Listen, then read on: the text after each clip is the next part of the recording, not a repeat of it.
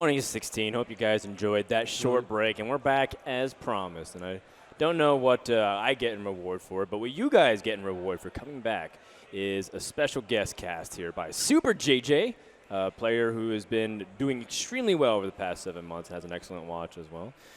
Alongside nice. Lothar, who stuck around. JJ, how you doing, man? I'm the third wheel here.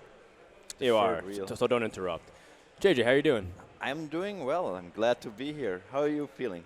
Doing great, man. That deep V-neck is working wonders for me right now. I don't know. It's like it's a bit too much, or Apparently, you went to bed at like 8 a.m. because you were like on the beach with a French guy. Is that what you told me? Yeah, word for word. I did not take anything out of context. That was exactly what he told me. Very pretty chill. I like the French guys. All right. We'll talk more about this later. We'll save this conversation for Seat Story next week. Oh, wow. Yeah. Oh, we have like a revenge battle going on there, I guess. That's true, man. You're going to be the defending champion. JJ, you've been on a tear, man, in the past 7 months. Are you just like competing streaming? Have you been able to do anything else in the meantime? Because it seems like you've been pretty busy. Actually, no. Like traveling, streaming. Like I feel like morning to the evening, just Hearthstone, right? Isn't it great? So many coins to flip. Well, they're not going to flip themselves. Someone's got to do it. But seriously, the community is great. You get so much support, and also like being here with the players, with the casters, Cover Pride. I like it. Thank you. I'm glad that we're last on that list of laundry things. Lothar, are you still salty about that comment? I'm sorry, man. Did I leave you? No, Did I leave you hanging? Don't be jealous, babe. I'll apologize tonight. Pillow talk. Huge distance to myself when it comes to humor, so you can bash me all the time. No, I'm sorry, man. I'm sorry. No, really. Lothar, you're my homie. I apologize, by the way. Before the break started, I said it was Crane versus Sivka, as per the notion of Evangelion, who mentioned that. It's actually Bunnyhopper versus Sivka, and a player that's, in my opinion, is actually kind of like around that same level of Crane, a player that's flown under the radar, but recently has been doing very well. The Europe Spring or Winter Championship for the Hearthstone Championship Tour, he got to the top 8, and now he's here in the top 8 of DreamHack. So once again, cementing himself as a player to be feared. And he's on a top-tier team, right? Virtus Pro is a name to be recognized by not only in Hearthstone, because it just recently joined here, but it's a big name in the CSGO community with the Polish Counter-Strike team, and now entering the Hearthstone scene as well is a big thing. So Bunnyhopper being in that team is something like an achievement and a name for itself. So it's really cool to see him doing better and better, and now in the top 8 of DreamHack Summer. That is kind of awesome. Yeah, I mean, realistically, and we can just be very honest here, Stancifka doesn't need this. I mean, if he wins, everyone already knows he's a great player. He's already done great accomplishments over the past year. In fact, he was voted as one of the breakout players of the year in 2015. But Bunnyhopper, his legacy is just beginning. So a win for him would mean a lot more. Imagine if he wins DreamHack, and then he goes to another event and does well there. All of a sudden, are we considering this guy as one of the top Europe players? Oh, yeah. And we're about to find out. So let's begin the series, kicking it off with Warrior versus Rogue. And I'm going to hand it off to one of the best Rogue players in the world, Super JJ and Lothar. Exactly what I wanted to say. JJ, you're the specialist of the Rogue here. So I'm going to ask you a question, because most of the people I'm sure that most of the people in the Twitch chat are kind of maybe not certain why Ardent Squire is in that deck. Can you elaborate on that? The Rogue has like one problem. It's like, of course, you get like rushed down pretty easy, not good heal mechanics. So you want to make the deck a bit more proactive. Squires have nice. You can go aggressive with a Cold Blood, make the opponent play more defensive, or just clear the threat more efficiently. So it's actually pretty sweet. Okay, it's kind of sweet also to play Ardent Squire Cold Blood against a Druid player, right? Because he doesn't have a lot of options to deal with that 4-1 with Divine Shield, and it deals a lot of damage. It's not only a Druid, like also like if you do it on turn 2 or something, the Warrior most of the time just has like a War Axe, and what is he doing, man? And oh, we were speaking of it. Interesting. Why did we do that? So it's interesting. I like the Mulligan from Stan. He keeps the 4-drop, yeah, that seems fine. Yeah, it's gonna be super interesting. Like I saw Bunnyhopper playing a lot, and I'm quite impressed. Like this guy, he has a lot of potential. Let's see how will be this match going for both of them. Stancifka with the aggressive opener, 1-1 on board, and he has another 1-1 in hand. By the way, he kept the Falnos, right? It's just like very efficient if you get like a backstab, and we have like Alex Strada's champion, and the card kind of cycles itself, so it gives you some defense, power with the spell power, and also cycles. So I think that the keep is fine. Okay, so you're not looking for a 4-drop, ideally, the Pillager, because or the Azure Drake, maybe. You do, but since Dragon Warrior is such an aggressive deck, yeah, you With just Alexstrasza you don't checkers, have right? like always the options to go hard mulligan for 4-drop. You might as well just die if they just Alexstrasza's champion to the face twice. Yep, that's kind of correct. So now, if this hand is kind of interesting, like I think Stan will just go very aggressive this game, like with the Cold Blood. I can actually see that. But he would need to combo it, right? Because I don't feel like a free one of Divine Shield is worth 2 cards investment. Yeah, it's true. Right? So, and now you don't want to play the Conceal just to make it worth for the Cold Blood, it's kind of weird here. So it's either Dagger or the Bloodmage Falnos. If he values the cycle more, then it's worth to play the Falnos. But at the same time, your opponent can play Coin into Ghoul. Yeah, that might be kind of the problem, but you still have the 1/1 on board, you cycle the card, might be as well fine. Like, I like dropping the Felnos here, like, it's kind of annoying for the Warrior because he has the Vorax and you don't really want to kill 1/1s with it, so that would be interesting. It's a similar situation to when you face a Hunter, right, and you just drop those 1/1s, yeah, and he's like, what do I do with this, right? But at least the Warrior has the Ghoul. I like what Stan is, like, what he's doing here is maybe he's just saving the Felnos to combo the Cold Blood next turn, so it definitely makes sense. Good point. So what do we do here? Like maybe just equip the Axe and then pass. Like you don't really want to remove that Divine Shield really just to play around Cold Blood. Well, you can also cycle with the Slam. Yeah. But I like equipping the Axe and just kill the Divine Shield to gain tempo for the next turn. We can just drop a Ghoul, right, and still have the weapon for an example a free drop that can be played at that seems next fine turn as well. Like the most important thing, like just search the prime target for the Vorax as the Warrior, so you get a lot of tempo. You just don't want to remove like a Divine Shield. You keep it rather for like a Drake, and damage the Drake, so it gives you way more tempo on the board than just removing like Divine Shield. So that's actually not that easy. Like I think it's super interesting in this matchup. Like the early turns, like 2 to 4, they matter so much. Like whoever gets the right initiative there is so far ahead. Ooh, a Violet Teacher. Oh, that's certainly interesting if he will pick up a backstab on top of it, or just play the Conceal on turn 5 with the Violet Teacher. But at the same time, I mean, the Dragon Warrior is playing 2 Brawls, right? He's playing 2 Brawls in the Warrior list? I'm not sure about it, but I can... Like I have seen kind of Control Dragon Warrior, but not too often yet. I think Bunnyhopper played a normal list. What is kind of interesting here, like if he kind of has to play the Ghoul here now, and if the Teacher follows up later, what is Bunnyhopper doing against the 1/1s then? He's probably just going to remove the Teacher with the Slam later with the Axe. That's pretty sweet. Damn. I would really wish to know if he has a Brawl in this deck now. Because that really determines how he will play, right? After the Violet Teacher will hit the board. I think they don't run Cork-runs in this Control Warrior list. That's the thing where I was thinking about. Like we have like shield blocks and shield slams to Justicar, so it really looks like the normal list. So, yeah, but now the weapon is doing what Rogue hurts a bit. Like it gives you so much tempo. He would probably just be able to remove the Teacher. Like that is not easy as the Rogue here. Like you can like shift eviscerate the Ghoul, which doesn't look too appealing. What's kind of sweet that actually the Squire did a lot of damage. He's already at 19. Yep, that's correct. I'm thinking like this and might be just a hero power pass after attack, because but you have to think what will be the turn 4 from the Dragon Warrior, right? So either he plays the ideal turn for the Warrior would be of course just dropping a buffed Twilight Guardian. That is the ideal turn, because you always want to play the taunt minions before charge minions because you gain damage actually. That's true. That's true. So Corcoran Elite is a second choice. You can always coin out a 5-drop, which can be an Azure Drake. So Stan needs to think what are his response in the upcoming turns. One of those is an example, turn 5, Agent into an Eviscerate to kill a Flooding Berserker, Corcoran Elite, or Azure Drake. Or he can just play Shiv here to cycle, or just drop the Violet Teacher. I do like the Violet Teacher because you kind of disrupt the Warrior's curve, because now he has to deal with the Teacher. Like he doesn't really want to trade away the Ghoul, and the Slam is so juicy here. So I think like Frothing Coin Slam might be just the most powerful play here. Like Throbbing is just a really big problem for a lot of classes. This guy grows a lot.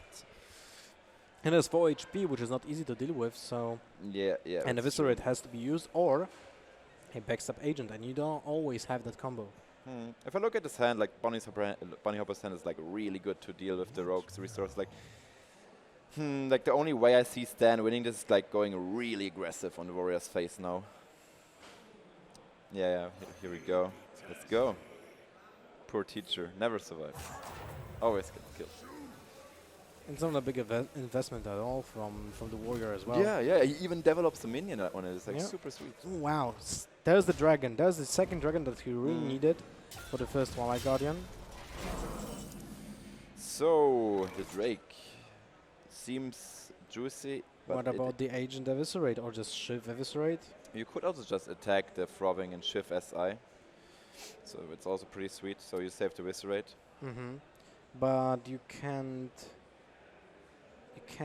combo the Eviscerate until turn 7 with the Azure Drake. And do you need a Eviscerate for 5 damage against the Dragon Warrior? The Twilight Guardian has 6 HP. Other targets are basically 4 or 3. Yeah, it's definitely debatable. Like, it's pretty hard. Yeah, the Eviscerate gives you like a bit more tempo. You also keep the dagger charge. But what do you do with the Shiv later? So that's the thing. It's basically the same as an Eviscerate, right? But in this case, Shiv can be just played as a 2-mana cycle. It's a bit more efficient to use the Shiv here, because you get both combo effects off.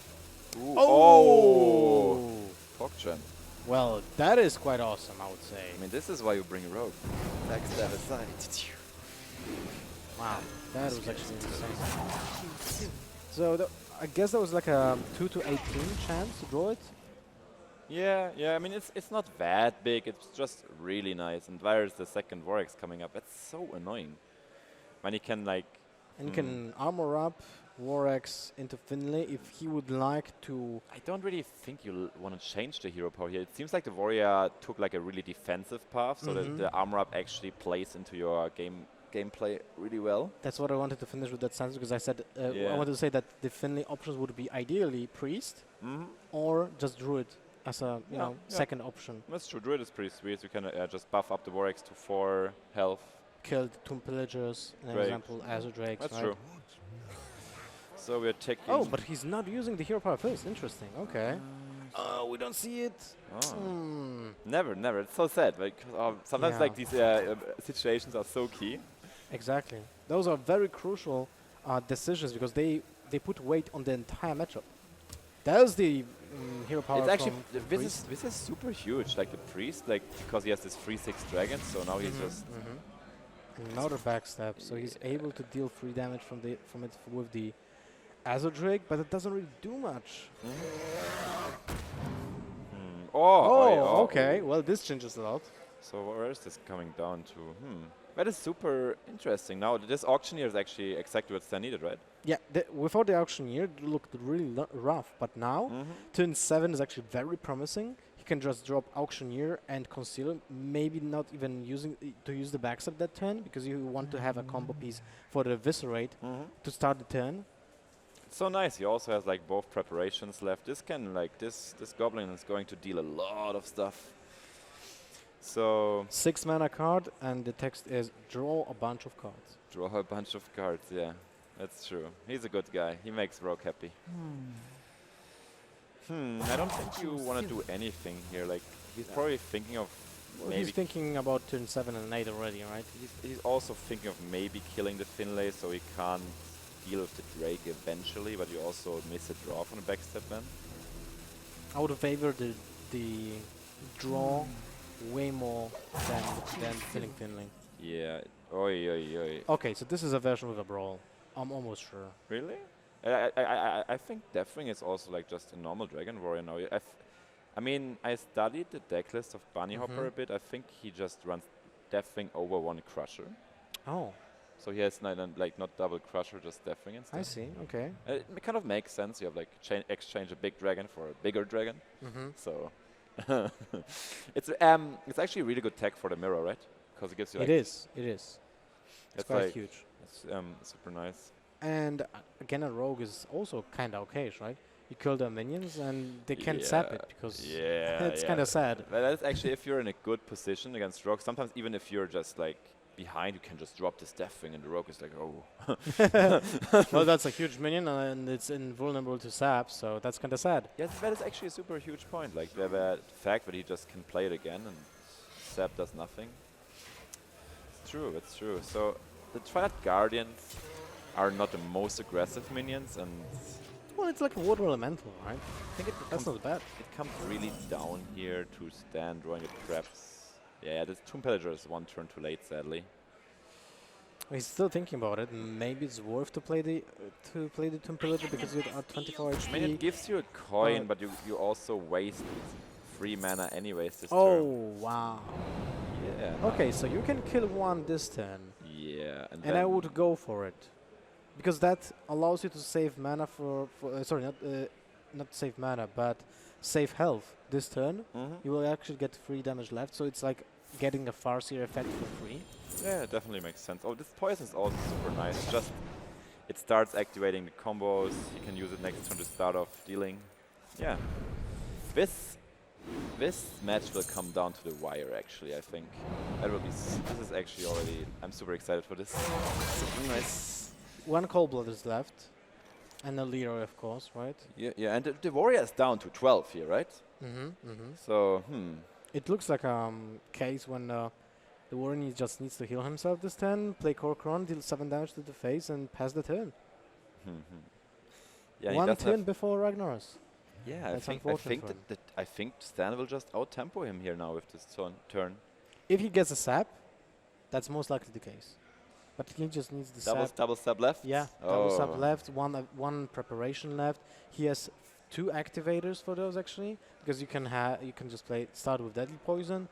Then, if you are not drawing a backstab, you can go for the Fan of Knives, get 2 additional cards. So there are a lot of chances to actually draw a sap. That's true, that's true. Yeah, this concealed 4/4 auction here, which draws you a whole deck, but this is actually an issue. So now he goes in, heals up. I mean, since the warrior has the priest hero power now, can maybe recover, but If he is not dead this turn, maybe. yeah. Was it ever a consideration to play the Blood to Ichor here, maybe? So you I don't think so. so Okay, that's the second Eviscerate. I mean, you kind of fishing for the sap, so maybe just eviscerate that Corcoran? Yeah, I was thinking about it as well. But if you have a chance, no, you don't, because you would need another 2 damage. I was thinking maybe if you can kill him without. I kind of prefer to eviscerate first, so maybe if you draw a backstab, you can remove the dragon anyways with the fan when and your dagger. That's a good point. Yeah, I like the Eviscerate on the Corcoran, makes sense. It's 1 damage overkill, but it doesn't really matter if you can chain up a line of cards. Hey there. That is actually awkward. It's 2, it's a 6/6 yet. The problem is, like, if you play the fan now and you don't pick up the step, it gets really weird. I like really developing another minion here. It also makes the rag turn worse for him, and he's just at 14. I do like that. No, there was an option to top deck a backstab, right? And 1 full is already done. This makes the rag not that powerful. And if the rag misses, he's only at 14, right? So, Well, if the rag... the rag is very risky here. Yeah, but do you see a better option?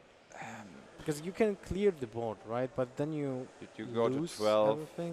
The thing is, like, if you don't go for the rag now, like, you're kind of behind on tempo.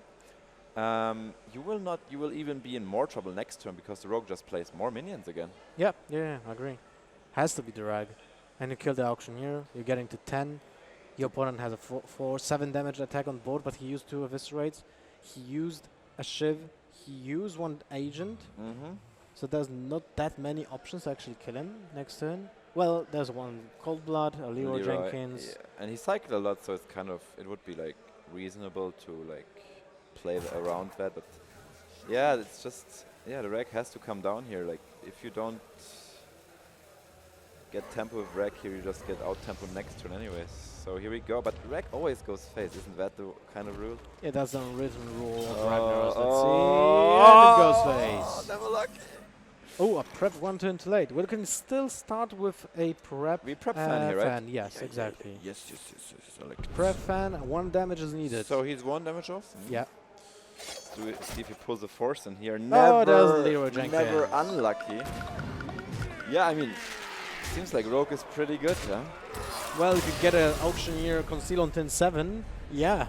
I mean, yeah. It is really powerful when you hit that combo, but it was really a rough patch for Stancifka until that turn when he drew the Auctioneer. He was out of steam, his cards were low value without that cantrip built in. So, well, that's the price when you play Rogue, right? Sometimes you just don't draw the Auctioneers and you're like, oh.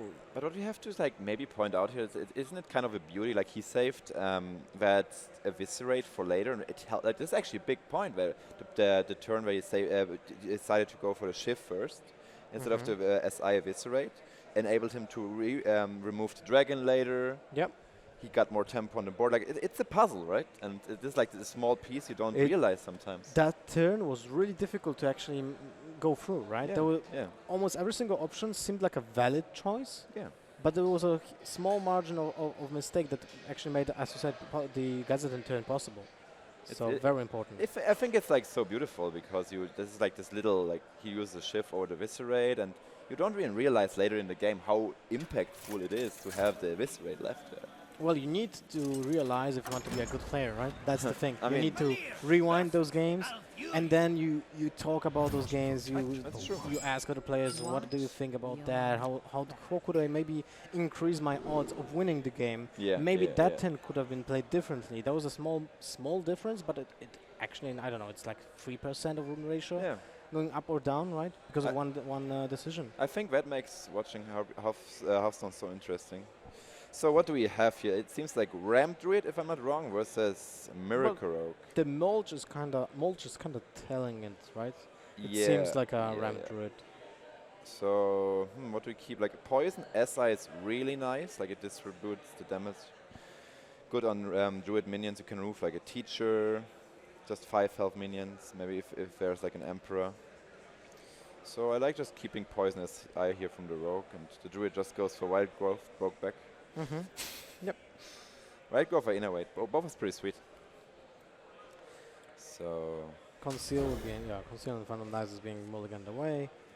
Oh. That's a good opening hand. It is, but he has to pick up something to not run out of steam.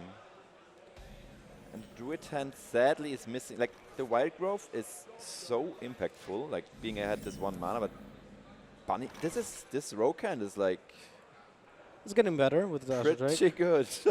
It's pretty good, yeah.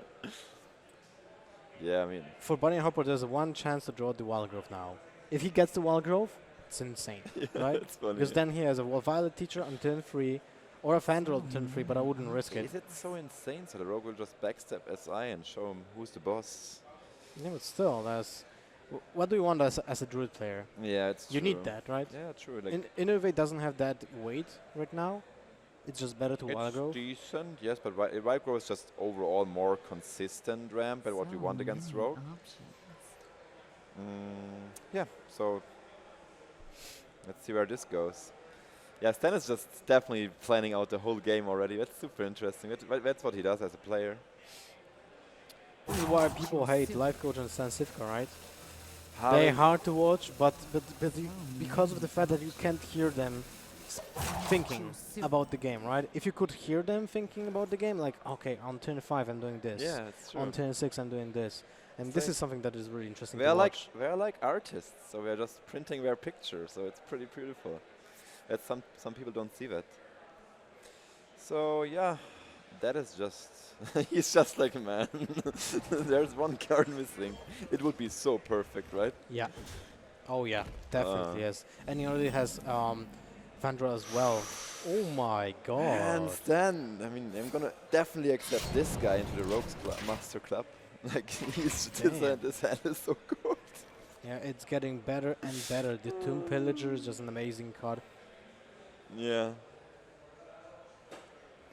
It always gets you the coin back. Almost always. But almost no one is playing silence, so. Yeah, I mean, I heard there's this 3 mana 2/1 beast. Wow. I mean, that's the fact that Owl is now for 3 mana is also a liability for the faceless summoner. Because now we can you can summon that 3/1. Oh man, that's actually sad. Do you think that was the master plan of Blizzard, making the summoner not as strong? Definitely. So Backstab and coin out Tomb Pillager because it's great against Violet Teachers, great against Fandral. Yeah, and then just start hitting the face, and I like this. Yeah. And you don't really need the backstab. You already have 2 SI effects. You get your coin back later. Yeah. Valera will have a lot of fun here soon. I'm sure. I'm pretty sure. There's the coin for the Pillager. Yep. There we go. It's so important to actually have a decent answer to the Violet Teacher. You have just a 5 attack minion, right? Yeah. Bunnyhopper is just like not like this. Ooh, do we really need to use Mulch? Nah, you just swipe it. So, what path do we take here as a druid? Like, the path you could take, and which maybe is like the most effective one, just try to remove everything the rogue plays and hope he has kind of a dead hand. Because I think you already lost the early game tempo match here. Especially when, even if you kill the Tomb Pillager, your opponent still has the coin. So you can coin out a 5-drop, or just play another Tomb Pillager if he has one, and that's like the disaster. If he plays the Violet Teacher, then you still have the second swipe. But I feel like you need to use the swipe just to kill the minion and hope that your opponent doesn't have a follow-up. Yeah, I agree, yeah. It's like a 3 mana for a 5/4 here, and I think that's pretty decent. So this turn is actually interesting from Stan's perspective. Like, I like actually just going for poison SI. You don't really need the 4/4 Drake out there yet, and you can just keep the coin for the Gazetan, right? Yeah. Yeah, I like it as well because of the fact that you actually put a significant amount of tempo on the board. So the deadly poison will be quite worth. He decides that Drake is better here. I don't mind it too much. Teacher is really nice, especially if Bunnyhopper is going to use his second swipe here. Will he use it? I'm not sure. This might be the case when he just drops the Druid of the Claw. And charges it into it? Yeah. I don't think that's bad at all. Yeah, that's also at least a consideration. But oh man, you have to like see it like this. He drops the same. He charged the 4/4 for 5 mana into the 4/4, which drew the rogue a card. So you just basically get a card behind. Yeah, he's always on the back foot. That's a problem. He doesn't, and that's the thing with Druid in general. You don't have a really good comeback mechanism, right? You're missing the poison seeds and you know. The stuff for it was poison seeds, explosive sheep, right? Yeah, back exactly. In That was actually awesome. Oh, Too bad it was kind of that was repaired, funny. let's say. That was a nice combo. Like the sheep just explodes. I love that deck, man. I played it a lot. So it was so fun. So and it was a difficult deck to play as well. Oh my god, man, this is getting aggressive. Not so funny. I like just SI eviscerate and Drake face, right? Exactly. I mean, you can make it fancy and play eviscerate and use the SI combo. Like, it looks a bit cooler, but I guess just dropping the eviscerate is fine then. Well, more animations the better, right? So you go for eviscerate first. Any other options? You can go for Violet Teacher, Cold Blood. It's kind of bad, like horrible actually. Drake is so valuable there. Yeah, with the spell porter, there's just so much value. So many options. So, do you like the Druid of the Claw in taunt mode, though? No, I don't like it at all, to be honest. Because first of all, you're bad against Sap. You're just losing even more tempo. And you're trying to get back into the driver's seat, right? Yeah. I mean, he gets some information from it. Yeah, that's true. Now he knows he does have a Sap. That's actually... But is it important for the rest of your hand? It's not. Probably not. Because you don't have an Engine of War. I would understand this if you would have an Engine of War in his hand and if you would like to test the water. That's true, right? Yeah. Sure. Yeah. The land serves me, but a bit too late, I guess. Would have even be sweet on 4, maybe. Yeah. Fandral, Power of the Wild.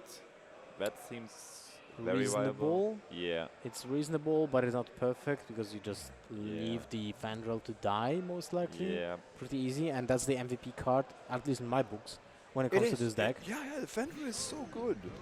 It's like what? It's a very nice card. So. Shift for 2 damage. That is very sweet. So, double, yep. double cold blood.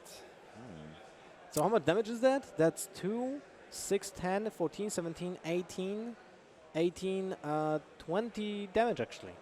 That's actually a lot. Yeah, almost blackjack. So, what do you think about Violet Teacher into Shiv Fandral? Trade with the Drake. it's probably gonna be Shiv as I poison, right? There's also an option, yeah. You can Shiv as I poison. Yeah, that's my boy. I like it a lot. He's controlling these daggers really well. So yeah, just kill it and then poison and boom. Oh, Cold Blood. See, well is his life total. But don't use the poison charge. It's interesting. So he's sacrificing the Cold Blood to trade with the Fandral. I didn't see that coming, to be honest. I don't see it being better than the poison, but I can understand it since he maybe wants to have more value and double charge, and that is a huge draw.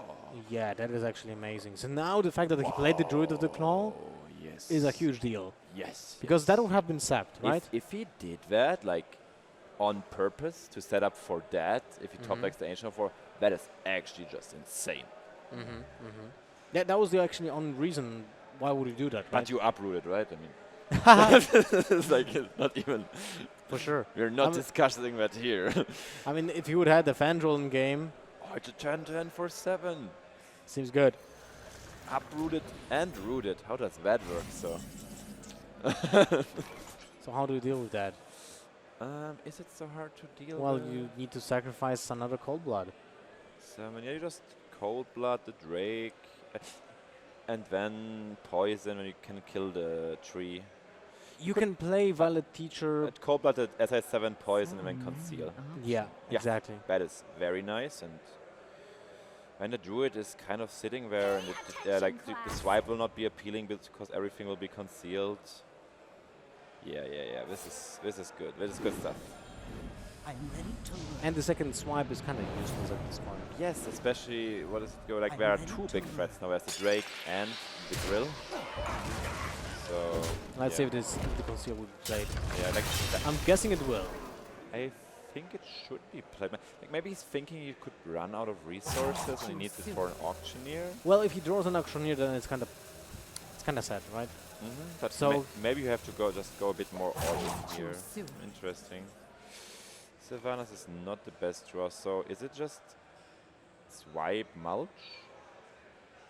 Swipe Hero Power Mulch, I mean, or I mean, you can't use swipe hero power mulch. what am I talking about? Save mana, never mind. Yeah. So just or teacher swipe, both seems fine. But you don't really want to use the swipe and leave the teacher up because then it just makes more 1/1s. Yep. Yeah, So it seems like the Mulch into Swipe. yeah. That mulch minion might actually be really. Wouldn't it be funny if he gets an auctioneer from that mulch? That would be insanely That funny. would be funny. It's also good to save the Mulch for your own Sylvanas if you really need it for like a concealed Auctioneer. That's true. Yeah, I was just seeing that. That's pretty sweet. Oh Okay, wow. he will So get punished. Yeah, he might get punished for that. Oh, he will get punished a lot. Let's see what will happen. I don't really like this option, to be honest. Oh, he has no swipes left. No swipes left and double Violet Teacher is just, oh come on, this is like ridiculous. No. Violet Teacher sap on Violet Teacher and just dagger the 1/1 and deal Yeah. 3 damage to the face. You set up 8 damage for the next turn with just the board and 9. Tokens. Well, You think he will go for the conceal? I don't see the point in the conceal now I mean, because the double swaps are gone. the interesting thing about a conceal gives you like +2/+2 on stats, right? Yeah, that's true. But at the same time, every single draw afterwards now, Yeah. the conceal is kind of sad, and you give out your your opponent information is what do you have. I mean, what do you don't have? Yeah, it's true. It's like the question is just, do you need the extra stats? Like, are you that low on resources that you need to do it? Like, the thing is, like, Stan still has both preparations in the deck, right? So Yeah. it's not that unlikely to draw that I'm here. ready to So learn. I'm ready yeah, to so learn. he's set up. If he has 16, next turn he will have 6 plus 10. So he has 5 off. So that's also not. That's Leroy as. Yeah, that's Leroy then that's out. I would guess that. No, I don't know. I think not concealing it, it's fine. Yeah, this is super complicated. Like, do you need to conceal? Do you need the extra stats? Can you set up for lethal if you conceal? Like, the answer here is no, so it actually makes sense to not conceal. And also just having the conceal for possible auctioneer. So, Bunnyhopper. What do we do here? We could It's a really tough turn. like teacher charge into the other teacher. To kill it, right? Yeah. It doesn't seem too bad, right? No, it doesn't feel too bad. The only downside of this play is the fact that one of the 1/1s just kills the Druid of the Claw afterwards. That's true. But still, it's not terrible. You can also think about My Keeper to kind of bait Stan into trading the 3/5 into the 3/3. Yeah, that's true. I mean, but what Bunnyhopper wants to do here is just remove these tokens. So if an auctioneer ever comes down concealed, right? He can just. Oh, he doesn't keep his mulch combo. Now he decides to go for the mulch. Interesting. Yeah, it's kind of like an awkward. Oh, there's a trap. Look at that. Yes. But he gets a small valid teacher. I mean, he gets boar control now. Yeah. Haha. Didn't see that one coming. No one saw that coming. It could have been worse though. It could have been a 1-drop. Yeah. It could have been a Blood Imp. Yeah, it's true. Oh, look at this. That's an angry boar. Wow, look at it. What was the artist that drew that card? Langley. I remember it from the World of Warcraft TCG, you know? He's like the very unique computer-generated artist, you know? Yeah, it's I mean, not the computer-generated artist, but he's using the computer to make the artworks. Oh, yeah, man, Stan, where's this goblin? He's missing. Sometimes you just don't draw him. That's the price for playing Rogue, you mean? Rogue and combo decks in general. Sometimes just draw the combo pieces in the wrong order. Yeah, it's true, but it's also, yeah. I mean, the fact about the conceal, right? Let's kind of switch back, rewind to the conceal.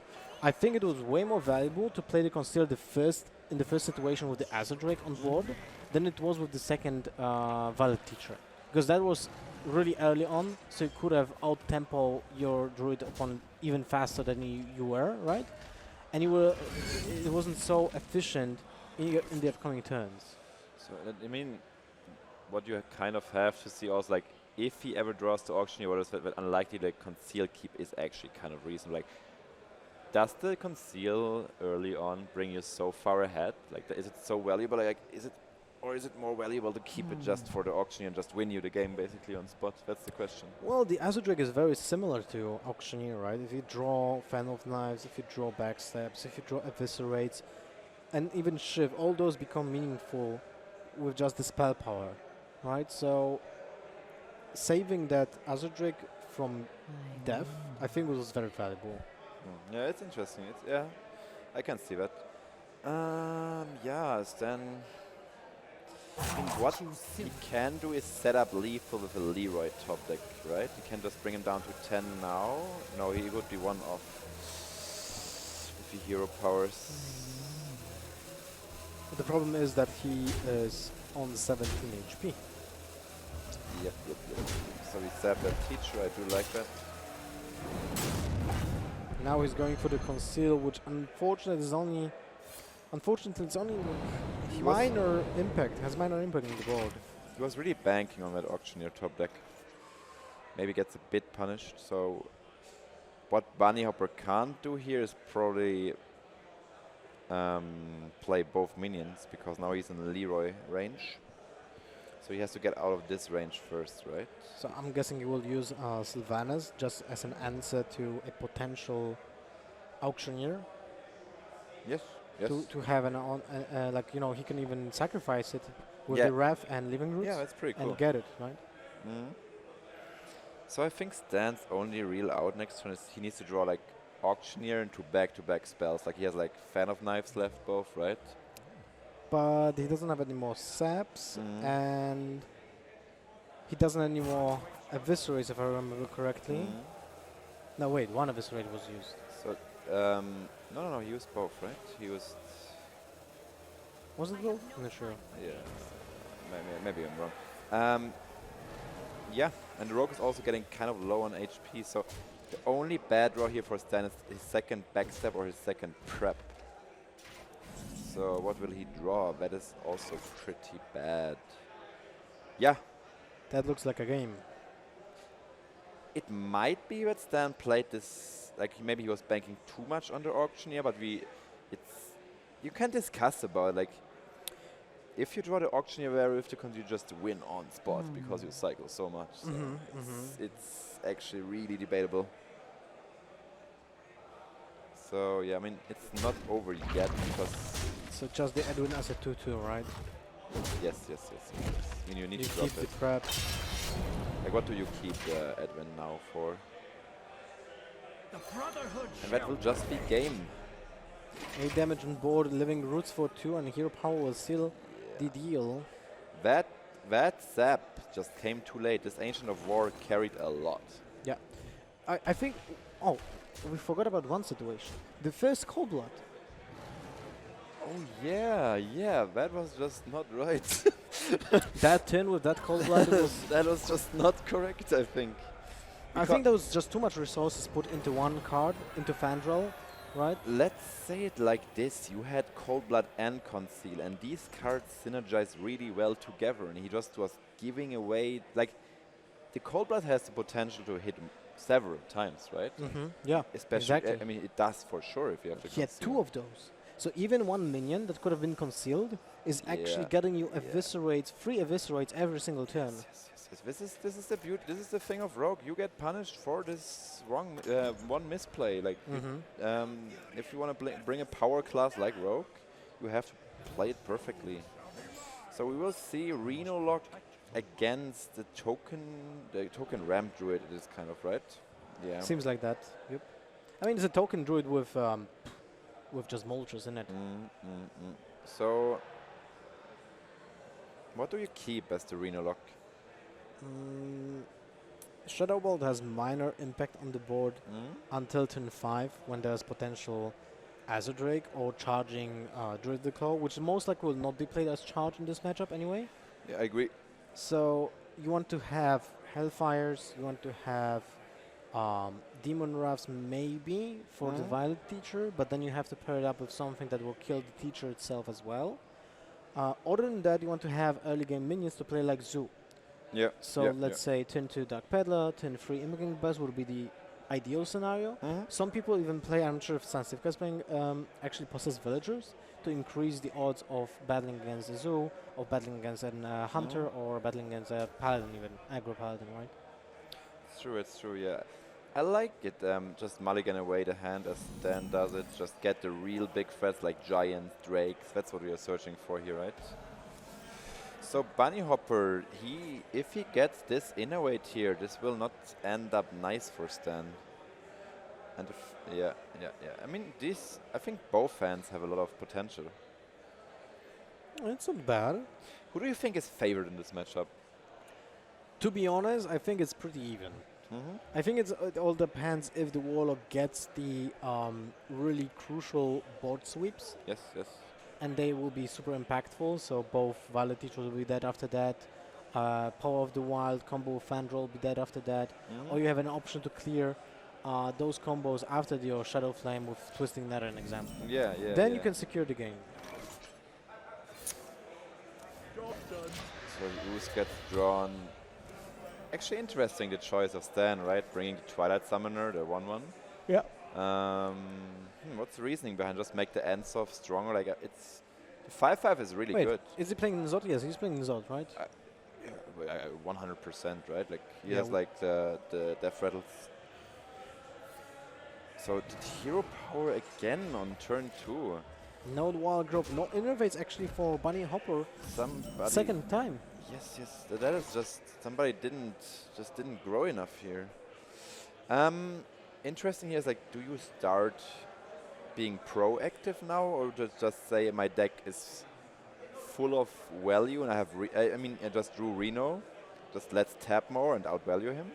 I would like to play the farce here because then you put your opponent in an awkward spot when he needs to use a Wrath to kill it, and it's turn free and he has the coin, so can't play a 4-drop. I mean, do you need to Wrath it? You can just say, hey, I just dropped my 4-drop, you have weaker stats. And Stan also misses a card. Okay, makes sense. Well, now he has a Shadow Bolt and Mortal Coil. This will start getting annoying now for, like, the Druid gets his power turns out soon, and let's say Bunnyhopper just drops a teacher here. How does Stan respond it? Well, he needs to use the Shadow Bolt in the Mortal Coil. Yeah, but that, he right? will have one teacher, the teacher for one turn on the board. But luckily, Bunnyhopper doesn't have that many cheap spells. So this is hard. He might actually go for the Nourish on turn 5. What you... Yeah, that's true. Fandral into Nourish, PogChamp. It is so cruel if it happened. Did it happen to you one time on ladder?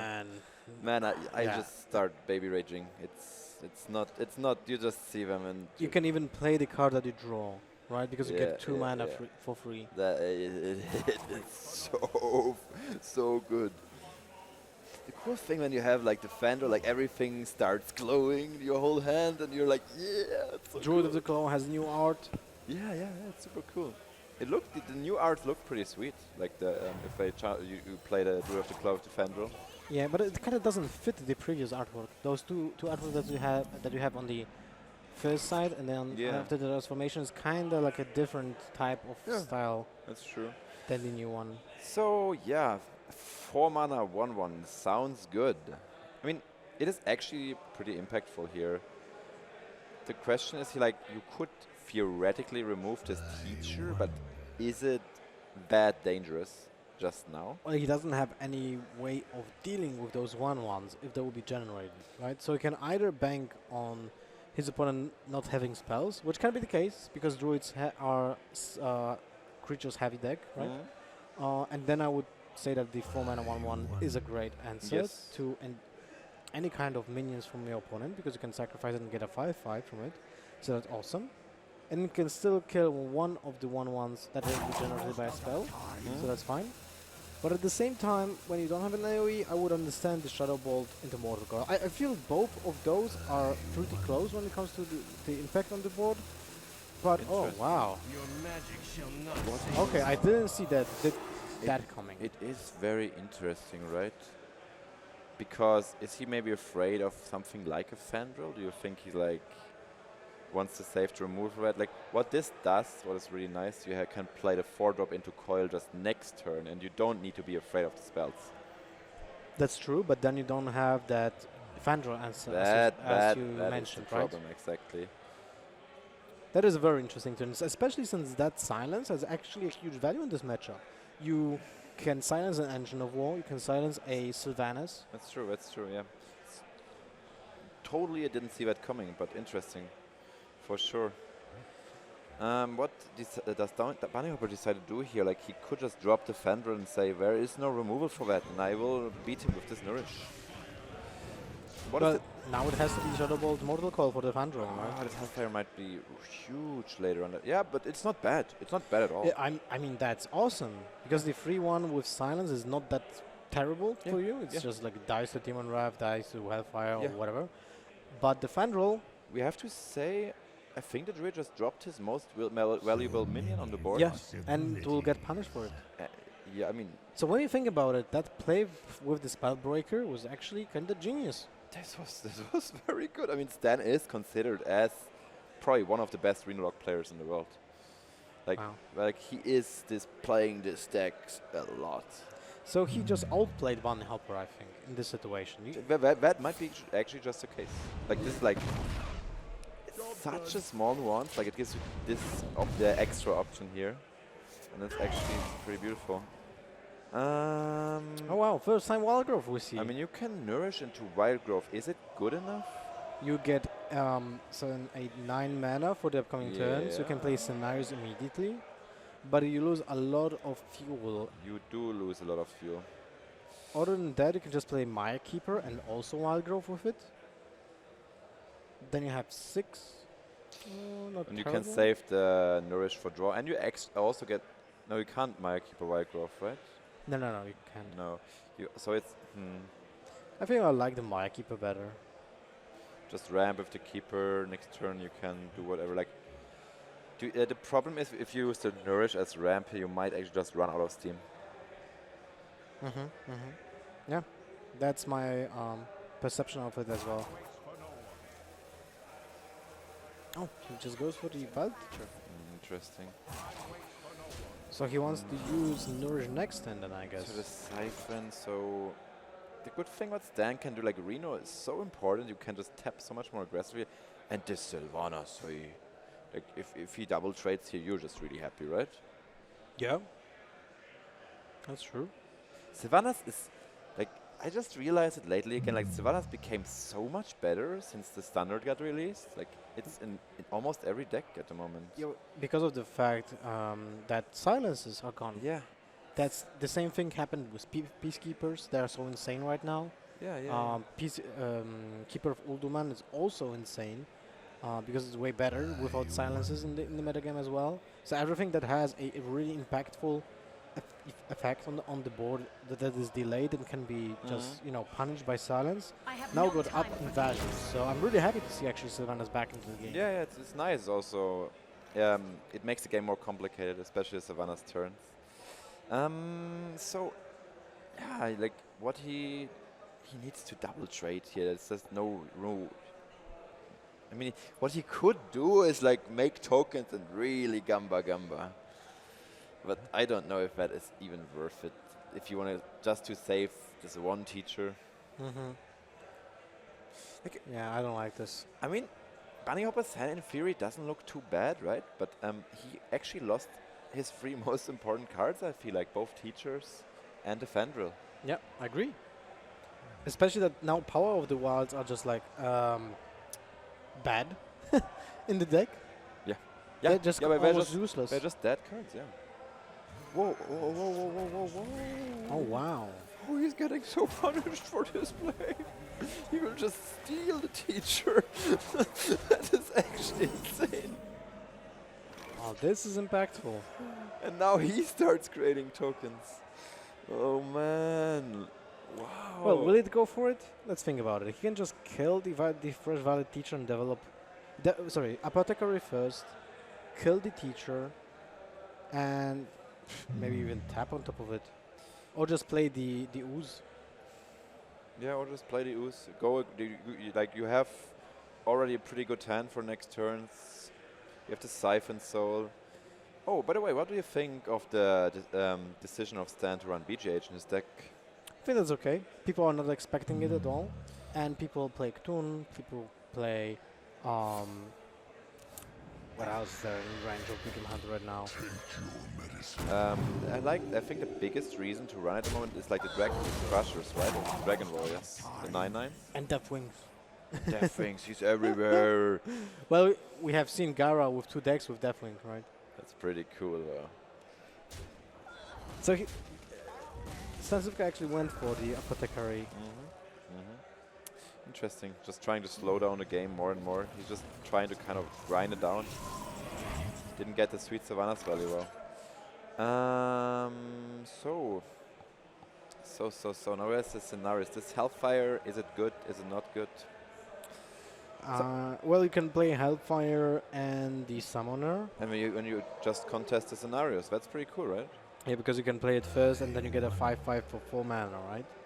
That's not horrible. What you could do is just not proc the Summoner, well, because the 5/5 is actually a lot of value with the Shadow Flame later on.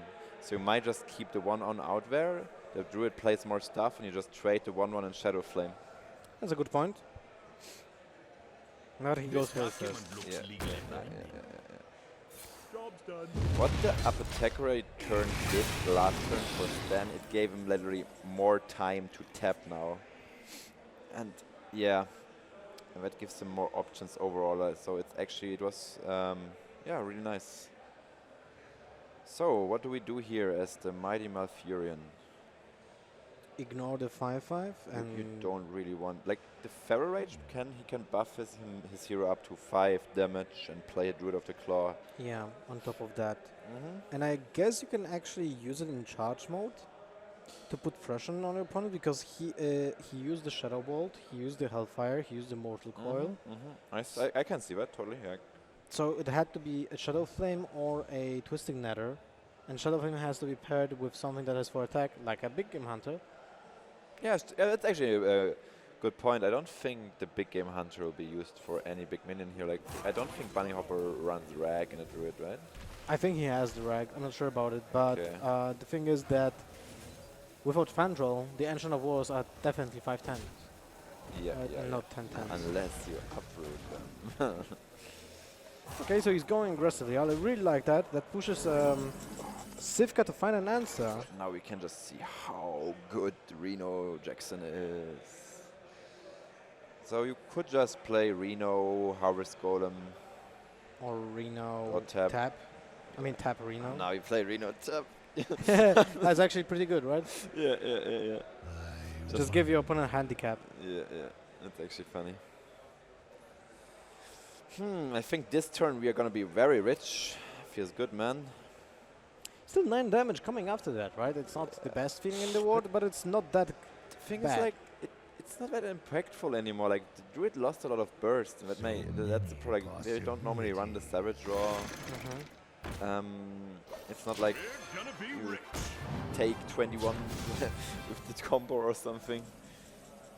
So we are rich right now, and what has Bunnyhopper to do? He can Call of the Wild to kill the Reno Jackson Call of the immediately. Wild. Oh, I would Power of the Wild. sorry. would like to run this card and do it. That would be amazing, right? Yeah, the Power of the Wild here seems actually pretty. Look at that. You would actually have Beast Druid archetype available. Yeah, because you have Offer. Misha, that's funny. Ooh, that Power of the Wild will be UC. So, Mulch has some tempo gain best here. card here to get us the spell is just the second Living Roots, maybe? Or is it too much? That's not bad. Like, he just played in Hellfire, but you really get punished by more AoE, right? Yep. I mean, wow. Let's imagine now a Fandral giving so much value with the Raven Idol, right? This is like, yeah. It's insane, right? Like, he just decided to play the Spellbreaker on 4, and it might have won him the game. Yep, exactly. It is so crazy. There's the Power of the Wild, buffing up everything. Yeah. Little he knows, he will lose this entire board. Most likely. Never lucky. But yeah, I mean, doesn't look too good when this board disappears suddenly. What about Siphon Soul, trade with the Harvest Golem, and just play Endgame Boss? I mean, this Siphon Soul will be used on nothing else than an Ancient of War, I think, instead. Yeah. What about just Ooze Shadow Flame eventually? Ooze Shadow Flame is not bad at all, I Yeah. agree. Demon Wrath is 1 damage off, so that's kind of odd. Is that an option? I don't think so. Like, Ignoring the 5/5? What do you mean, with the Emperor? I don't think that's an option. oh, he's very fishing for a Mortal Coil. That can be something here with the Peddler. That would be pretty huge, right? To pick up a Mortal Coil here. Or an Elven Archer, right? Well, what do you? Oh, what the fuck? And now you play Peddler, or? What happened here? He's not trading, he just left the fight free? Okay, that's interesting. I mean, For third time in a row, like, I mean, not in a row, but Sivka is kind of catching us with something that we didn't predict at all, right? this is like, I guess, more tempo over the board, and he can just say, if it stays at free health, I Shadow Flame next turn anyway, so don't have to be worried of any burst damage. That's actually also interesting. And Bunnyhopper does have 9 from the hand at the moment. Actually, yeah, actually 9 and 5 on the board, so it's only 13. Yeah, like Stan is just doing it like this. Like, where's your burst, Druid? I don't see why I should be afraid. Yeah, I can see that happening. One living roots was already used, right? So there's the additional arcane shot already Yeah. out of the game. Yeah. That's true. Yeah, Bunnyhopper doesn't seem too happy at the moment. Like his tempo cards or like the swing cards, he played them early on to get a bit more tempo in early game, but unfortunately Stan had just the right answer, also saved the right answers to deal with them. So that was pretty huge. So he's just banking here. It's like, yeah, if he has the Siphon Soul, I just concede, I guess. Yeah, that looks really bad if he has the Siphon Soul. Yeah, the Siphon Soul is so good here. Get the life, you can trade your ooze into the kitty cat. Oh, and even the 4-mana 2/3 coming in here for the Pretty swarm. sweet. You can actually push for 5 damage, play the Tauren, and just ignore the 5/3 again. You could, yeah. Right, he's on, Druid is on 13 then, and just pushing for a lot of damage. Or you can just maybe trade with the ooze. I'm not sure about it. I mean, you don't lose any damage if you just ignore it, right? Because then it kills your minion with the infested Tauren, and you still have to attack because it spawns an ooze. That's true, yeah. The Druid has to be afraid when... What I do kind of like what Bunnyhopper is doing, like he's saving the Sylvanas to kind of get back the board, but I don't know if he will get rewarded for it because... I don't know if he has enough time to do that. That's the problem as well. So the Siphon Soul is probably... Oh, come on. Never lucky. It's actually the most... One of the most important picks right now, right? Yeah, it happens very often, like in Su games, where Su just can get lethal with Soulfire or Fio, and you just don't see what they... Yeah. Yeah, that is pretty good soul siphon there. Yeah. Oh my god. Inner weight. Hero power. Well, you can Wild Growth and still have 10 mana, I have not seen Yok in Bunnyhopper's deck yet. Oh, you're right. We didn't see that coming. We actually kind of forgot about the York. That's kind of anti-fun. That's not funny. Yeah. So I guess he wants to get that right now. If he has it. Oh, I guess so. Oh my god, he's really unlucky with that Druid, right? Yeah, I mean, yeah, it's actually true. Yeah. What does he think about? Does he want to play Druid with the Cloud this turn? Yeah. But then I'm almost certain that he will draw another Wild Growth and that next turn, and then he will not have an invest anymore, so he will draw from the Wild Growth, and that will be a Yogg. Oh man. And then we'll be like, kind of awkward. Yeah, I mean, this doesn't look too good for a Druid. Like, this Reno Locker just has options over options, and this Sylvanas is not going to do this turnaround here. I'm starting to get annoyed by that rope, you know? It is a spectator bug or something, Yeah. right? What is interesting here, can we make the 5/5 work? No? Okay. We've done it. Does he have lethal for next turn? If the Sylvanas gets killed, and it can. He has 9... No, he has no burst, right? No, he has not. He has no lethal. Yeah, the Sylvanas also, like, what he can do here is kill the Tauren, trade the Sylvanas into the... You can basically remove one minion from the board, Yes. and then you can mold your own Sylvanas. No. You can just... I would just remove the 2/3 Oh yeah, what and am I trade the talking about? Sylvanas into the Tauren, right? But I was thinking about maybe getting the Emperor back from your opponent, but it actually doesn't hold any value because you have two innervates. Yeah. Just get your value here. Yeah. Could have maybe argued to Yeah. living roots for Exactly. so you want to steal a golem. But maybe also... If you're living roots now, I mean, he's just not doing it, he's just keeping it, I guess. But, I mean, these 2/2s...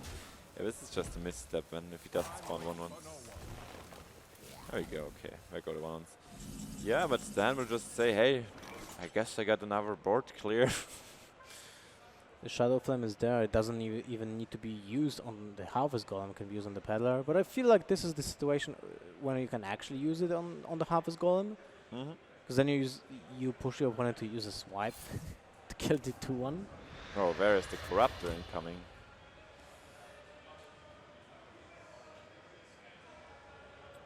So we could Drake Drake looks okay. Drake Giant, looks Drake. I mean, Giant is okay as well. Giant Shadow Flame or Drake Gang Boss Shadow Flame. Yeah. The thing is, like, Stannis, he's so far ahead here. He's just dancing in sunshine. He's actually like having a lot of fun there. Unfortunately, he's not able to set up lethal for the upcoming. No, he can if he plays the giant and he just kills the Harvest Golem with the Shadow Flame and attacks face, and that's the lethal for next turn. That's true. Yeah. Oh, okay. It was actually cool. You can combine the 1/1 with Ensoft basically, because Ensoft mostly fills the board and make an extra 5/5. Isn't that cool?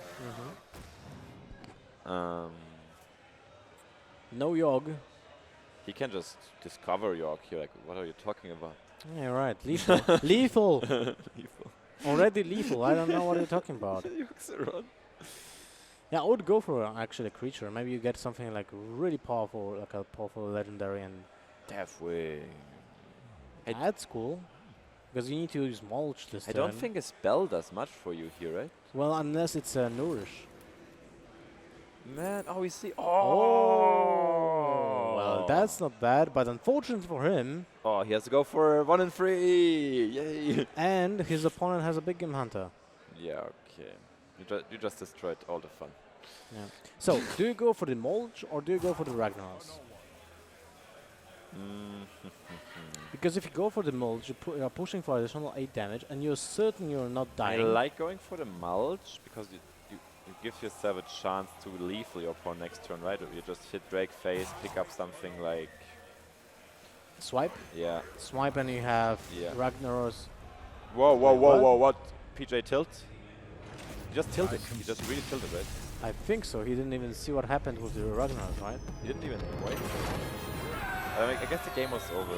Yeah, but I think. What do you think? He could have mulched a giant and Drake maybe hits for another 4. Yeah. Maybe sets up lethal like Yeah. that. I mean, he would have still 2 innervates, and I Yeah. assume he has Yogg.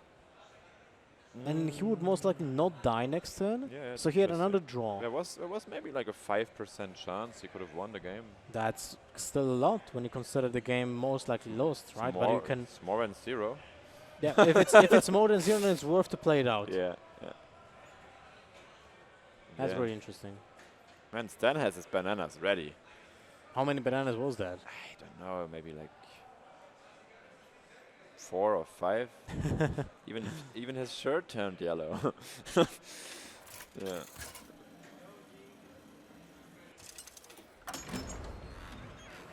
Gul'dan versus Gul'dan. So we have Gul'dan versus Gul'dan. Zoo versus Reno, huh? Yep. So how do you how do you evaluate this matchup? Do you need just the Demon Wrath is not that impactful, right? Against Zoo. I feel like you need like Doomsayer, Hellfire, maybe if there's some early game, maybe your own Imp Gang boss.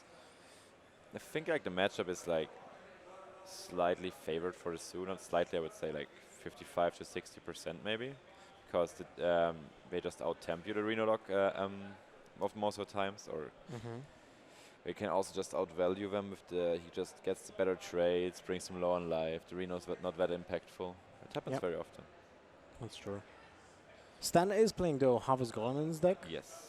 And that is a creature that would you really like to get. It's like an additional, less powerful Imp Gang boss. It's just annoying sticky minion on board you can use to trade into like a Direwolf Alpha or a Flame Imp. Yep. Exactly. So let's see what he will be fishing for. He left the Mortal Core, which is nice. Oh, wow! He got Reno already. Reno Jackson is so. It's like yeah. In this matchup with the Reno is super important. And it's also the idea that you have it already in hand, so you can be more aggressive with the taps. Yeah. You can be more aggressive to search for those removals for those AOEs. Yeah, it's true. I like in Bunnyhopper's perspective. I just like going as aggressive as you can. Just develop the 1-drops. Go with the Direwolf. Try to really smork. Yeah, I like that as well. Yeah. He has just such a smooth curve. You might as well do it. So that maybe you even kill him before turn 6. Can happen if some POs will happen also as well. PO, just more pressure on the board. Stan doesn't get the right answers. Imp Gang Boss, so... Yeah, but this hand seems like... Seems that- reasonable to battle against Zero, right? Yeah, yeah, yeah. So... You just play Dire Wolf. Like, the Gang Boss will just get traded down by the Flame Imp. Do you like Direwolf or do you like the Knife Juggler more? Because of the fact that you will benefit additional damage from it, so it's kind of aggressive as well, and you bait out the Imp Gang boss. I mean, you can see it like this. Like, the Dire Wolf gives you, like, 2 charge damage here immediately. What a Knife Juggler doesn't do. And the Knife Juggler will also be good just... what you can do with the Knife Juggler, like, you can just play it and spawn tentacles and stuff, maybe, for later on. Okay. So that's maybe something you can consider. I like the Direwolf Alpha more, actually. Deals more face damage. Or you just go for the tap. If you plan to outlast the Arena Warlock, which will most likely not happen. Oh, look at that. It's funny. What is he tapping, really? What the fuck? I think so, right? Uh, It's either I- Juggler or... Oh, there's no way he taps. Okay, it's the Juggler. Okay, it's interesting. Oh, the Apothecary is super nice. Like, if you see it like this, like, you will guaranteed be able to like stall into Reno with that. It's like a heal bot against Sue. 4/4 wow. Aggressive version with Leroy Jenkins. So look at this. He's actually getting a bit punished for not dropping the Wolf because now he can give Stan maybe an additional 1/1. Yeah, but Stan wouldn't drop the Imp Gang boss if the Direwolf will be on the board, right? I think he would. I'm pretty Really? Like, I'm pretty sure. Into he a would. 4-2 Flame Imp? Wouldn't it I be mean- better to just drop the Farseer I then? mean, from the perspective of Stan, you would still have the 2/4. You get a 1/1. You can, and then you can Mortal Coil afterwards, like the Villager or the Direwolf, which is damaged by the 1/1. So it's not too bad, right? That is really weird. Okay. Yeah. So that is actually getting punished a lot because this Farseer Mortal Coil, this is, this get punished. Yeah, this might actually just blow him out of the game. He lost a lot of damage because of that. So we just Mortal Coil. I think so. Yeah, we just Mortal Coil, Farseer. That is a pretty dead card in the matchup. Do we even need to drop the Farseer? You have like infinite heal and board clear. Well, if you drop the Farseer, then you push your opponent to have a Abusive Sergeant. Yeah. But then you don't benefit from the fact that he played the Abusive Sergeant because you have no answer to like the one this HP minions, right? This Farseer does nothing for the board, and you can just tap, get more cards. You have the stall, you have the board clear. You're a really happy little Reno look. The Apothecary is really great. The So you can just Apothecary- tap, yeah. your opponent will play at least one minion next turn, so you can heal for 6. You will get 3, so we have nothing. You will be at 25 next turn. It's kind of good, right? It's kind of good. I would agree here, yes. But knowing Stancifka, he can just go for the Sunfield Protector.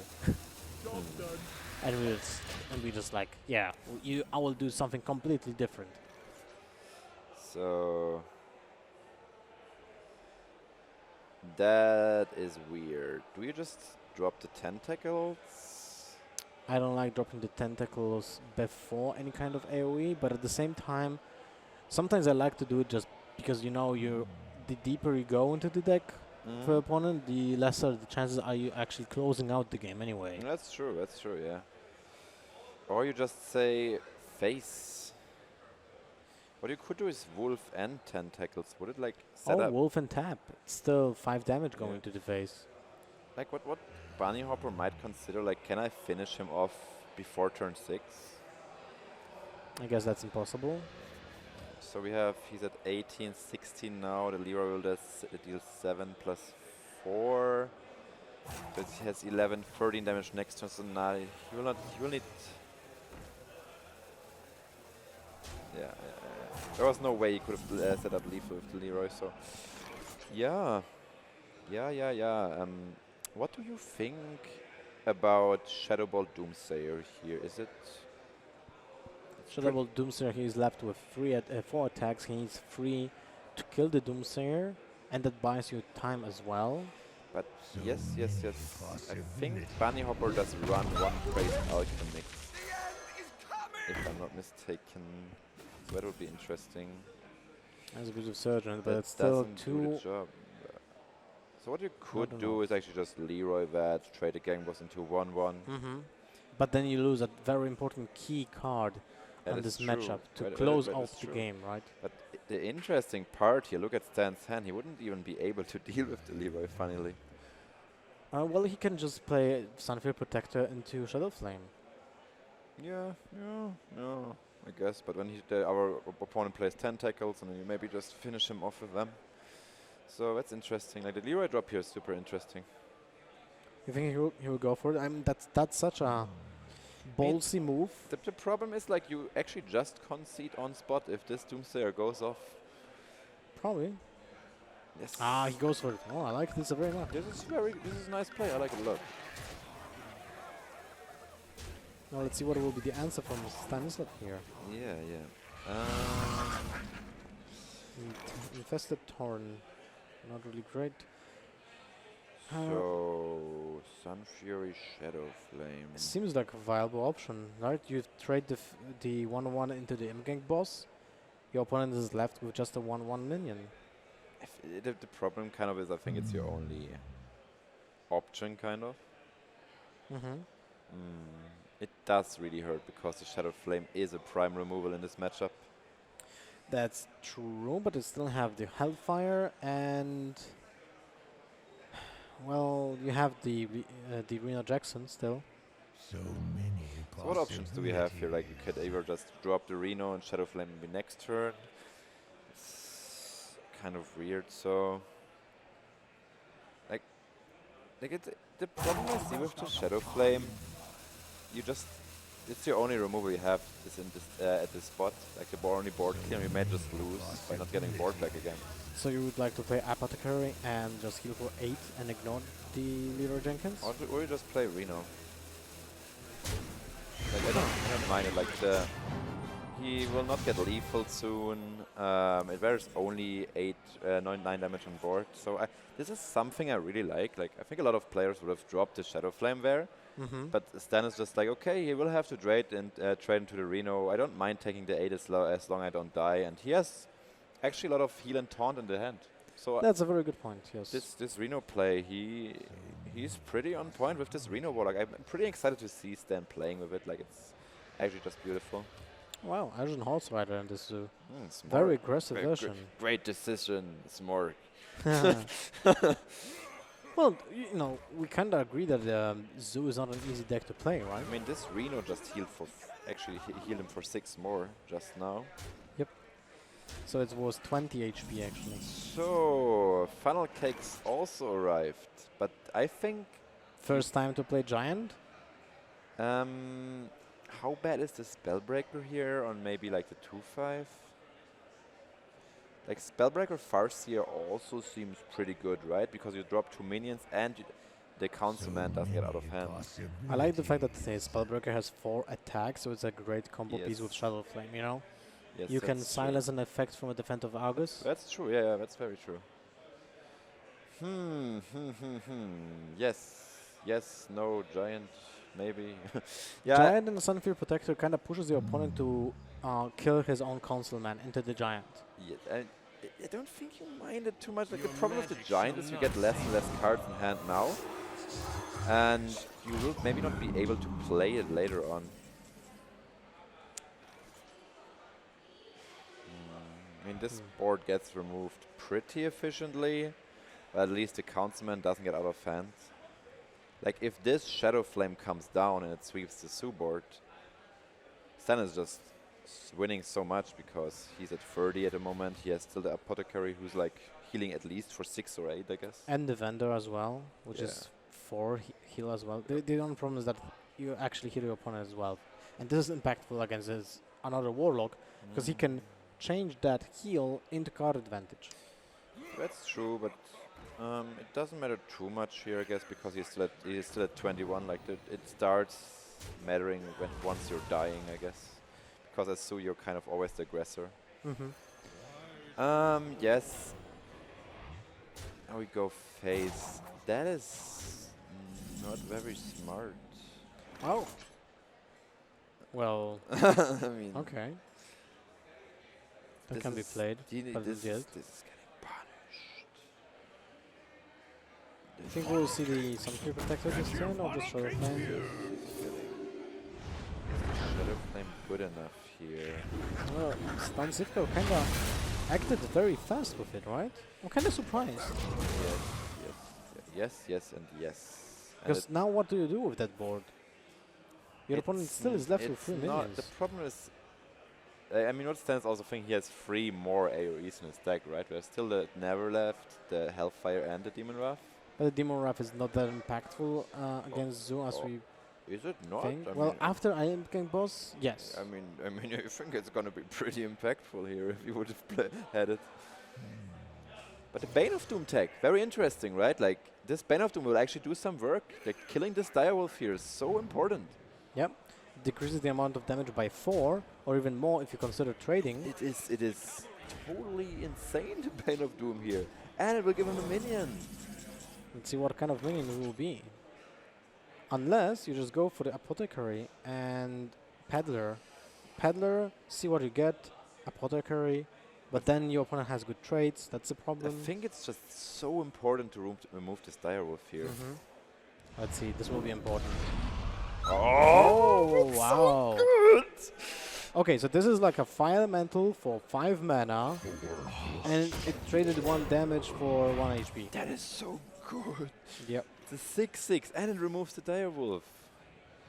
Yeah. Another Forbidden Ritual.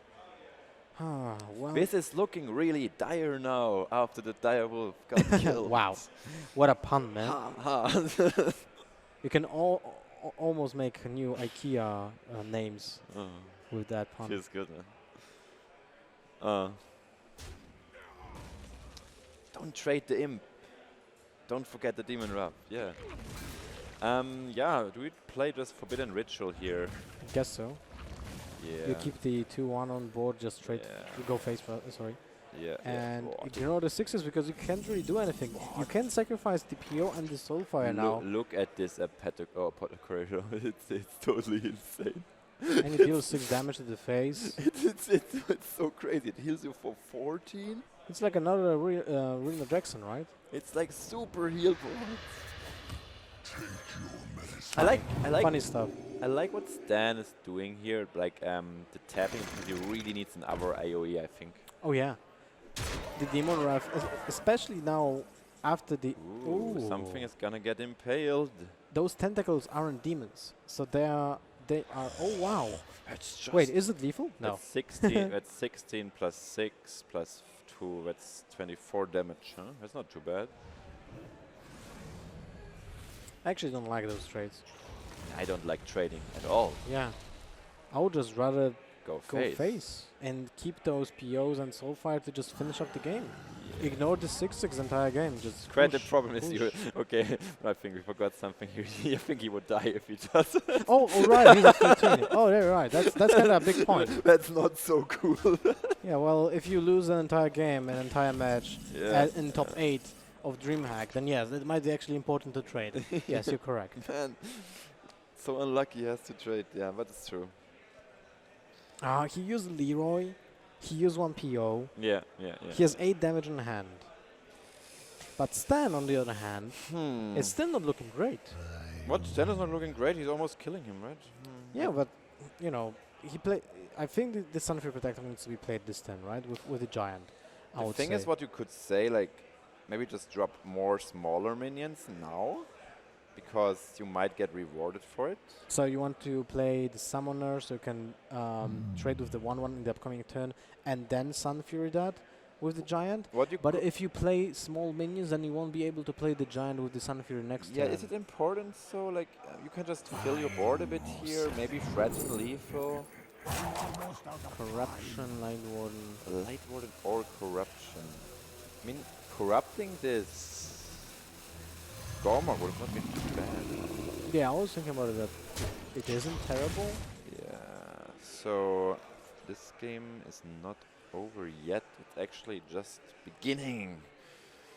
No, it's actually not the beginning. But the problem here for the Sulok, he's just running out of good steam. Like this PO is like, and this Soulfire is like his last swing cards, and he will also discard something from it. Mm-hmm. Yeah. 4, 8, that's 9 damage this turn. 9, 13, 17. Not Yeah, enough. yeah, Not enough. Hmm. And you're on 11. I think he has to play really risky here now. He will not kill this giant. You just maybe kill a 2/2 just to not die to the giant.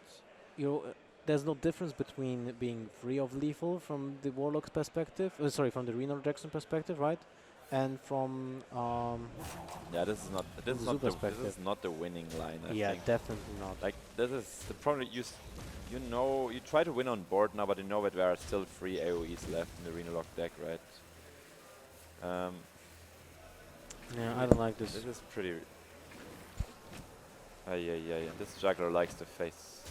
Oh, those juggles are actually quite awful. They were super awful.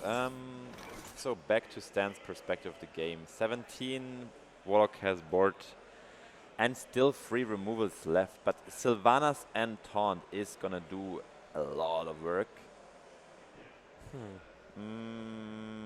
Well, you can play just Ooze as well on it. Yes, do you want to tap?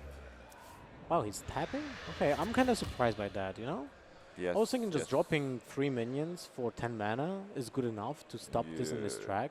I think just having the Sylvanas taunted now will be so impactful.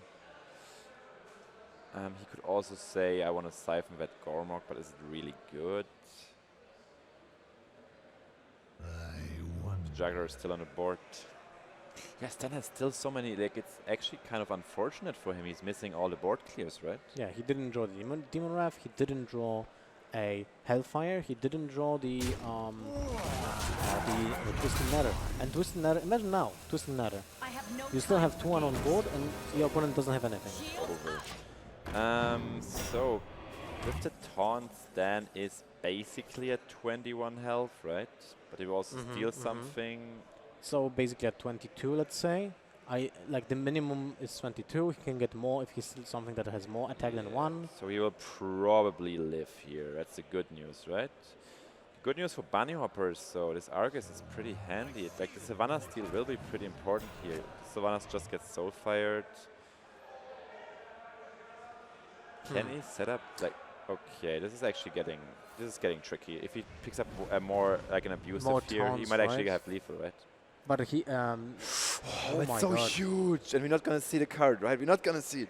But Bunnyhopper also can give a taunt minion to Stancifka, and that will mean he is soaking Not more only damage. taunt, also the Gormok.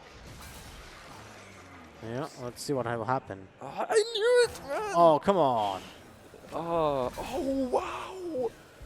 Okay, no. a taunt minion is taken. Okay. Oh, shift is service. So. Well, Okay. This AOEs. Where are you?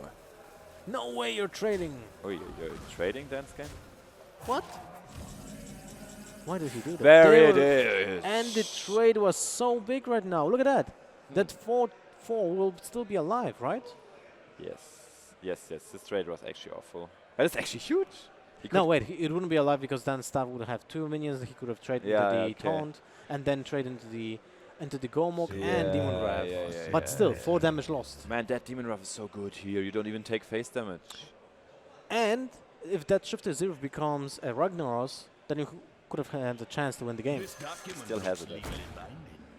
You can get What? Still get now and go for a flip, right? but he has 10 HP. In the lights, You just go face with the Argus then and... Oh, you're right. What I'm talking about. Man, if this would have been a King Cresswell. Okay, I can't remember the name of that card. Scaram Cultist? Not sure. I think That's a big crab. I think it is. I want to see the card now. It was Cultist, right? Scaram. Oh, wow. Ah, the role player. Did you play that card at any given point? I did play it. That's what happens to you when you're a streamer. You do play these cards. Scaram Cultist. Wow. First time I see that card in the hand, actually. Never saw it in Arena either. Yeah.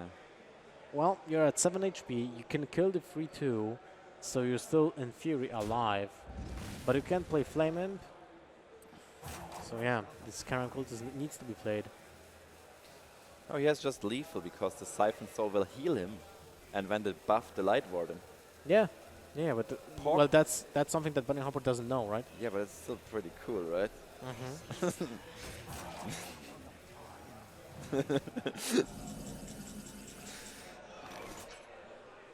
Big game hunt. Well, look at that. That would actually be impactful here as well. Anyway, Stan wins the top 8 match and takes it another semi-final to a DreamHack. For Stancifka, the power of bananas. Impressive gameplay from Stancifka. I was especially interested in that Spellbreaker game. Yeah, Spellbreaker turn against so the Druid. good. That was an especially impactful turn. That series was actually really good, right? Yeah. I enjoyed watching that. A lot of small decisions that have changed the entire match and taken by its own, yeah, right? very nice. Florian, did you watch it? Yeah, I was watching with all the casters on the side. Took a while though. I took like 2.5 bathroom breaks during that. I think some of the casters also took a lap for to catch some Pokemon, but I was able to catch it from the beginning to the end though. So job well done, Stan. Another top 4. Gotta move the mic a little close to your mouth, just turn it up. So yeah, man, amazing consistency, and you're taking down Bunnyhopper, playing some cool lineups here. So just give me some of your thoughts on that series overall. Did anything stick out to you, either good or bad? I'm really disappointed how I've played the second game with the Rogue against Druid. It was terrible.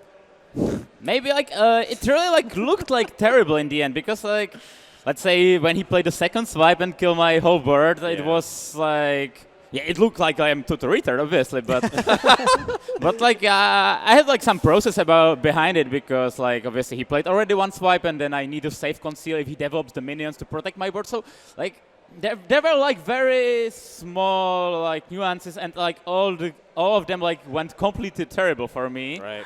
I mean, we discussed that concealed. We didn't think it's horrible to not play, to save it for the gadget and if you top deck it. Yeah, like but it was very close. Yeah. The one thing that we had some problems with was the turn when you played the Cold Blood and traded with the Fandral. We thought that this is especially putting you back because you have, first of all, the Conceal and the Cold Bloods, so those Cold Bloods are stacking up. The Druid has no way of dealing with those minions that have the Cold Blood, right?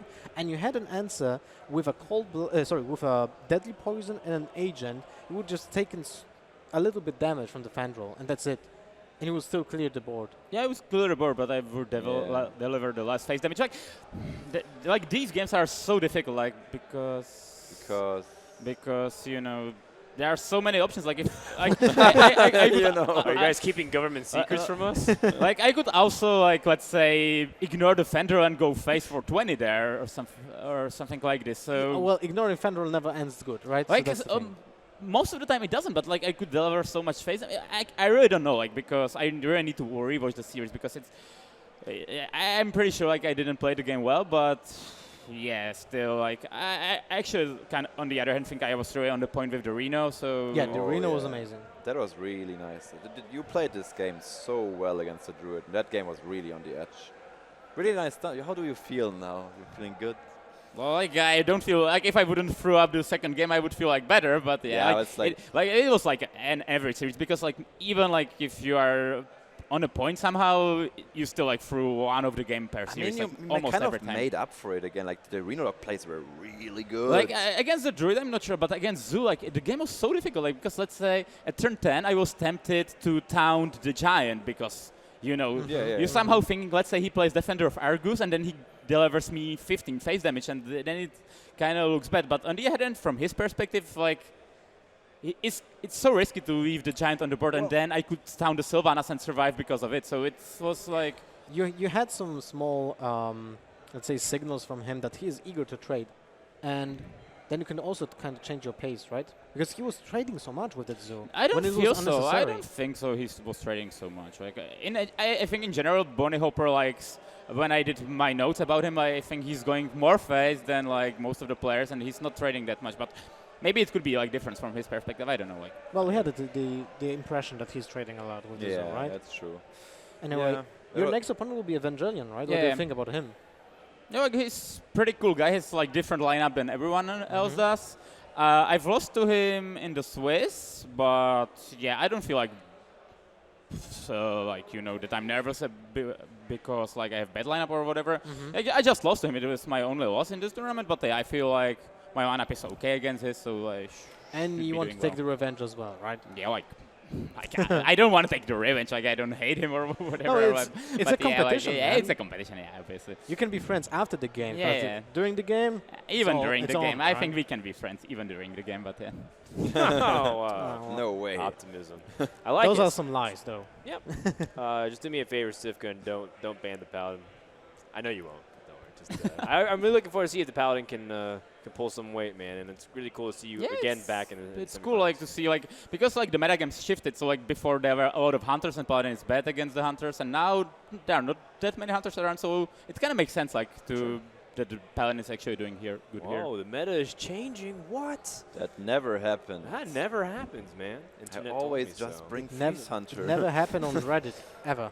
I mean, we're being facetious, of course. The meta is always being pushed. Thanks to guys like you who also play Reno Lock and Cthulhu Druid and Rogues. Really, I wasn't expecting that at all. It was just crazy lineup out of nowhere. And it's working. Congratulations, That's so Sifka. good. Second semifinalist here at the last day of DreamHack Valencia. We're only halfway through our quarterfinals. We've got plenty more Hearthstone action, so stay tuned, guys. We'll be back right after this break with more action here at the Hearthstone Grand Prix.